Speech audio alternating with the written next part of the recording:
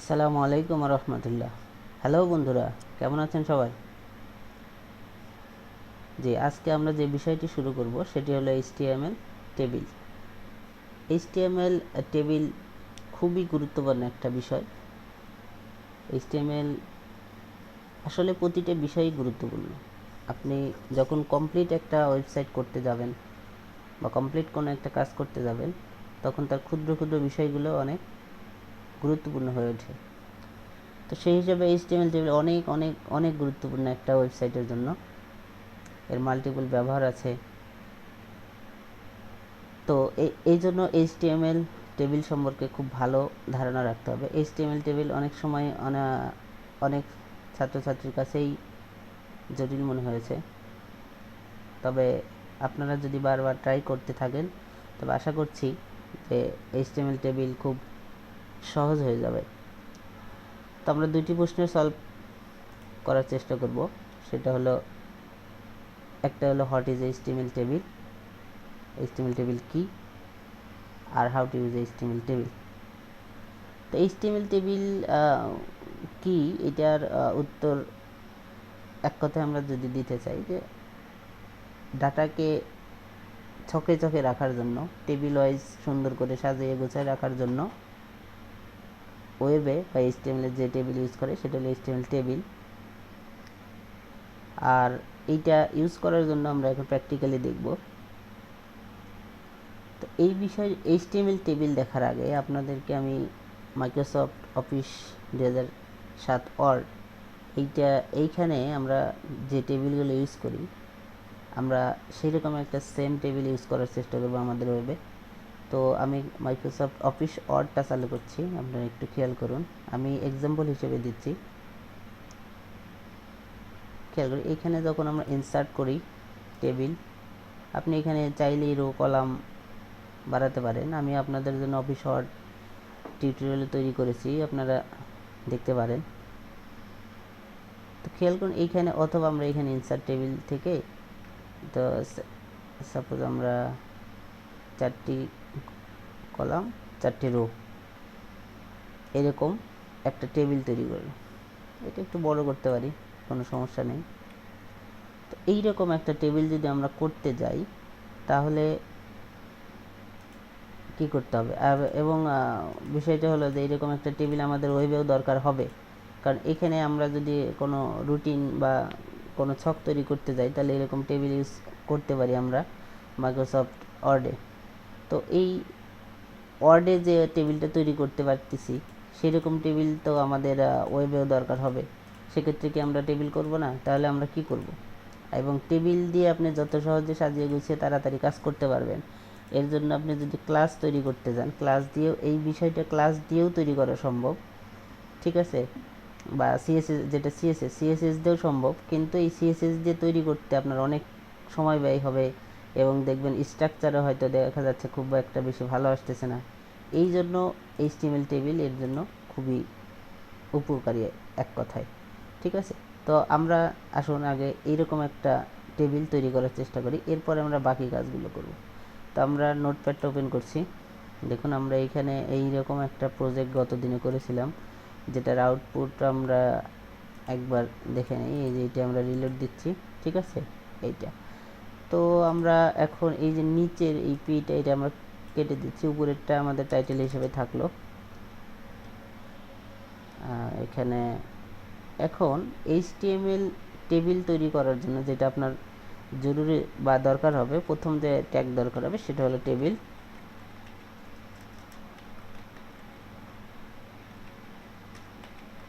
Table close করে দিলাম। HTML এমন একটা টেবিল যেটা একটা ট্যাগ নিয়ে আপনি একটা এইচটিএমএল টেবিল করে ফেলতে পারবেন না। এটাই আমার কাছে মনে হয় যে এইটাই এমন একটা ট্যাগ যেটা একাধিক ট্যাগের সমন্বয়ে কী করতে হয়, আপনার একটা স্ট্রাকচারে বা একটা দৃশ্যমান আউটপুটে আনতে পারে একাধিক ট্যাগ মিলে। একা একা একা একা কোনো ট্যাগ দিয়ে কাজ নেই। যেমন টেবিল দিয়ে এখানে যদি আপনি কোনো কিছু দেনও, কাজ হবে না। আপনি এখানে যা লিখলেন এটা কিছুই শো হবে না, এটা এমনি শুধু এই টেক্সট, ঠিক আছে? এই টেক্সটটাই শো হবে। তো আমরা যদি এরকম ছক করতে চাই তাহলে আমাদের যেটা করতে হবে, এইচটিএমএল টেবিলের ক্ষেত্রে আপনি অনেকগুলো ট্যাগ ইউজ করতে পারবেন। তার আমি দেখাচ্ছি। নর্মালি যে ট্যাগগুলো আমরা ইউজ করব সেটা হলো টিআর ক্লোজ। এটা আপনাকে আগে বুঝতে হবে যে টেবিলে আগে রো তৈরি হয়, রো তৈরি করতে হবে। খেয়াল করুন, এই আমরা ওয়ার্ডে দেখে আসি, এই রো আগে তৈরি করতে হবে, এরপরে আপনি এই কলামগুলো কপি করবেন। আমরা কপি করে কাজ করে দেব। খেয়াল করুন এখানে টিআর দিলাম, টেবিল রো, একটা রো তৈরি হলো। এখন এখানে আমরা টিডি দিলাম, টিডি ক্লোজ। টেবিল ডাটা অনেকে বোঝায়, টেবিল ডাটা টিডি। ঠিক আছে, এই যে একটা সিম্পলি একটা টেবিল তৈরি হলো। আপনি এখন যদি এখানে কোনো কিছু লিখতে চান, তবে এই আপনাকে যে কন্টেন্টটা লিখতে হবে সেটা হলো এইখানে। ঠিক আছে, তো আমি এখানে লিখছি আমার নাম। খেয়াল করুন, এটাকে আমি সেভ দিলাম, সেভ, ব্রাউজার ওপেন করছি, রিলোড দিলাম। ঠিক এইটা আপনি দেখে বুঝতে পারবেন না যেটা আপনার টেবিলে আছে না কিসে আছে। তো আমরা এখন যে বিষয়টি করব সেটি হলো এখানে আমরা বর্ডার দিয়ে দিব। বর্ডার কিন্তু একটা অ্যাট্রিবিউট, এটা আপনাদেরকে মনে রাখতে হবে। আবার বর্ডার অ্যাট্রিবিউট ভ্যালুও হবে যখন সিএসএস এইটা ব্যবহার করবে। ঠিক আছে, বর্ডার অ্যাট্রিবিউট ভ্যালু আপনারা জানেন যে এইখানে অ্যাট্রিবিউট ভ্যালু ইউজ করা হয়। আমি অ্যাট্রিবিউট পর্বে আপনাদেরকে এটা দেখিয়েছিলাম।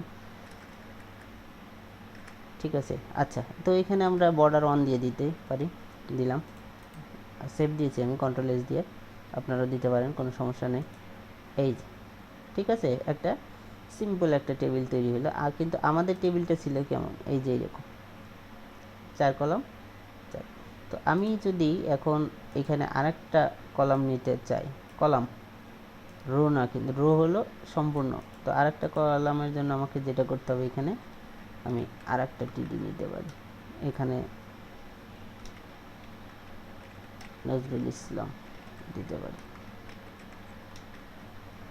সেভ দিলাম, ব্রাউজারে যাচ্ছি।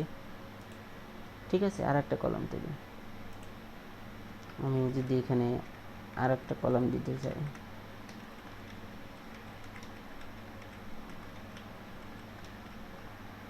দিলাম। তো দেখুন আমরা 3টি কলাম অলরেডি পেয়ে গেছি। আমাদের ওয়ার্ডে ছিল কয়টা কলাম, এখানে 4টি কলাম ছিল। আমরা আরেকটি কলামকে এখানে নিতে পারি, আমি নাম দিচ্ছি কামরুল ইসলাম। খেয়াল করুন, ঠিক আছে, এই হলো আমাদের 4 কলাম। এখন যে বিষয়টি সেটি হলো রো বাড়াতে হবে। দেখুন এই থেকে এই পর্যন্ত একটা রো। আপনি যদি সিম্পলি এটাকে কপি করেন, 4 বার পেস্ট করে দেন,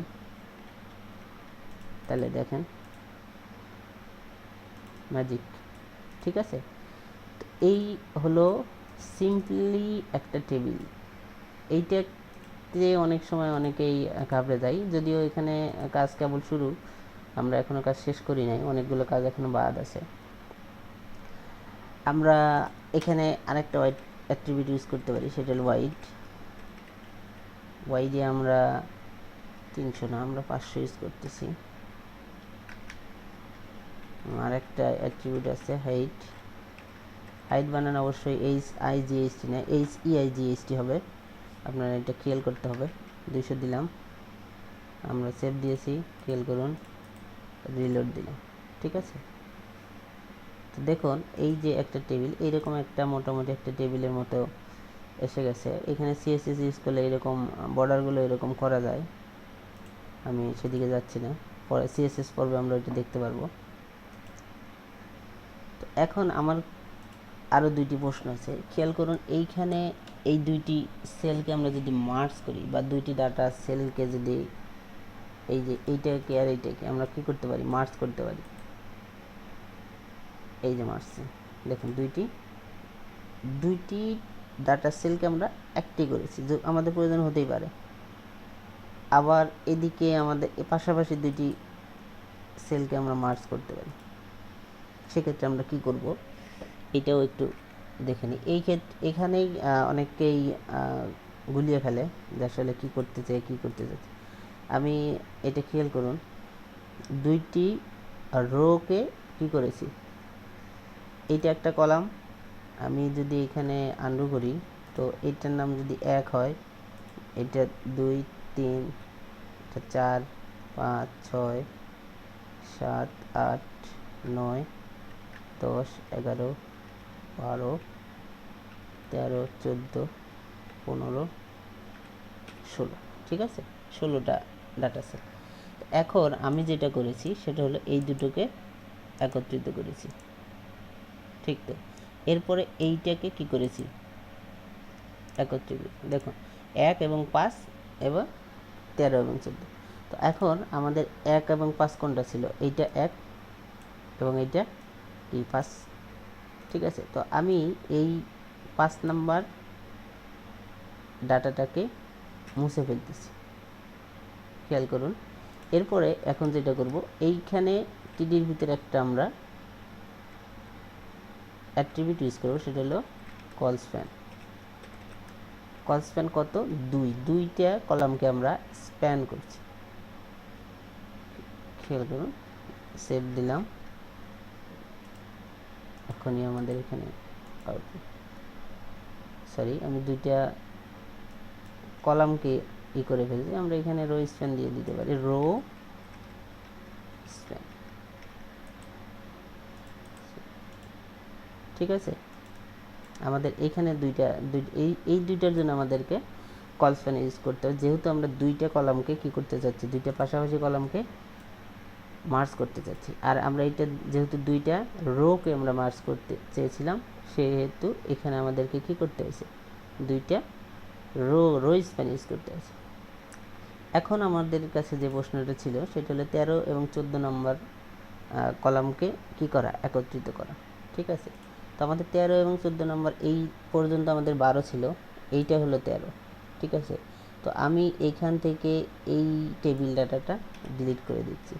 ডিলিট করে দেওয়ার পরে এখান থেকে আমি কল স্প্যান ইউজ করছি কলাম, 2টা কলামকে একত্রিত করার জন্য, ঠিক আছে। সেভ দিলাম, ঠিক আছে। দেখুন এখন এই টেবিল আর এই টেবিলের ভিতরে কোনো পার্থক্য নেই, একই টেবিল। এরকম যদি আপনি আরও কোনো কলামকে কি করতে চান, এখন যদি আপনার দরকার যে এই 4টি কলামকে আপনি কি করবেন মার্জ করবেন, সেক্ষেত্রে কি করবেন, সেক্ষেত্রে কিছু করতে হয়, এই 2টি কলামকে আপনি রিমুভ করে দেন, এখানে 4 করে দেন। 4 কেন 4, আপনার হিসাব বুঝতে হবে। এখানে দেখুন এখানে কয়টি কলাম, 1 2 3 4, ঠিক আছে, 4টি কলাম। প্রত্যেকটা রোয়ের ভিতরে কয়টি কলাম আছে, 4টি, এখানেও 4টি, এখানেও 4টি, এখানে 4টি। কেমনে, এইখান থেকে একটা এখানে আসবে, ঠিক আছে। তো এখানে 4টি আছে নর্মালি, এখানে এই রোয়ে সবগুলো কলামই আছে। তো এই হিসাব করে এখানে এখন যদি আপনি এখানে 3 দেন, তাহলে যেটা হবে সেটা এই যে এখানে ফাঁকা থাকবে, এখানে এই জায়গাটা আপনি এখানে ইউজ করতে পারবেন। দেখুন এই 3টা রোকে সে মার্জ করেছে। এখন এটা যদি আমরা 4 করে দেই, তবে আপনি এটা ইউজ করতে পারবেন, ঠিক আছে। তো আশা করছি বুঝতে পেরেছেন। এখন এটা আপনারা বারবার ট্রাই করবেন, যদি সমস্যা হয় অবশ্যই আমাদেরকে বলবেন। এখন এখানে আরও দু একটি বিষয় আমি বলবো, সেটা হলো এই টেবিলের ক্ষেত্রে আপনি যেটা করতে পারেন, এখানে টি হেড এই টি হেড বা টেবিল হেড এটা ইউজ করতে পারেন। এটার কাজ কি আমি দেখাচ্ছি। এখানেও কিন্তু অবশ্যই আপনাকে 4টি কলাম ইউজ করতে হবে। তো এখানে টি হেডেরতে আপনি টিএইচ ইউজ করতে পারেন টিডির বদলে, তাহলে লেখাটা একটু হাইলাইট হবে। আমি এটাকে কপি করছি সময় একটু শর্ট করার জন্য। তো এখানে লিখতে পারি নেম 1, নেম 2, নেম 3,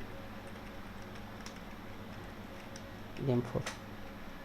সেভ দিলাম, খেয়াল করুন, ঠিক আছে। এই যে লেখাটা একটু হাইলাইট বা বোল্ড হয়েছে যেটাকে বলে। এরপরে এখানে টি হেড দিয়েছি কিন্তু, ঠিক আছে। এখন আমরা যদি এর মাঝে এইটাকে আমরা কপি করছি, সময় অভাব, আমরা টি ফুট ইউজ করব। ফুট ইউজ করার অর্থ হচ্ছে এই লেখাটা কোথায় যাবে, নিচে যাবে। আমরা কিন্তু নিচে লিখি নাই, লিখলাম কোথায়, হেডের পরেই। এটা হেড, তারপরে কিন্তু ফুটে দিলাম। এই লেখাটা আসার কথা কোথায়, এই যে এইখানে, এই এই রো এর পরে, আমি খেয়াল করুন, ঠিক আছে। আমরা কিন্তু লিখছি কার পরে, এইটার পরে, তো আসছে কার পরে, একদম নিচে। কেন, এটার অর্থই হলো যে এখানে টি ফুট আপনি যেখানে দেন, এই টি ফুট আপনি এই টেবিলের যেখানে ইউজ করেন কোনো সমস্যা নেই, এটা নিচেই থাকবে, ঠিক আছে। এবং ভাষা একই কথা এই হেডের ক্ষেত্রেও আপনি যেখানেই লেখুন এটা উপরেই থাকার কথা, যদি অন্য কোনো কিছু না হয়। হ্যাঁ, ঠিক আছে। তো এই হলো বিষয়। তো আমি আশা করছি যে আপনারা বুঝতে পেরেছেন। যদি বুঝতে না পারেন অবশ্যই আমাকে কমেন্টস করে জানাবেন।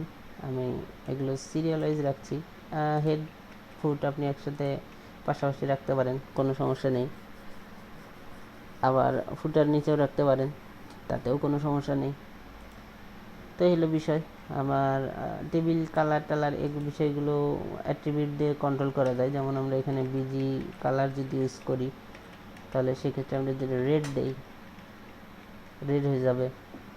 গ্রিন দিলে গ্রিন হয়ে যাবে। একই সেম জিনিসকে যদি আমরা কোথায় দেই, টিডিতে ইউজ করি, খেয়াল করুন এখানে একটা টিডি আছে, এই বিজি কালার রেড করলাম আমরা, এই যে একটা সেলকে সে করলো, ঠিক আছে। এইরকম যদি আমরা টিআর ইউজ করি, টেবিল পুরা রোটাকে সে কী করবে, কালার করার জন্য, ঠিক আছে। তো আশা করছি আপনারা বুঝতে পেরেছেন। না বুঝলে অবশ্যই কমেন্টসে জানান, আমি চেষ্টা করবো যথাযথ উত্তর দেওয়ার, হেল্প করার জন্য চেষ্টা করব। তো আজকে এ পর্যন্তই, ধন্যবাদ, আসসালামু আলাইকুম।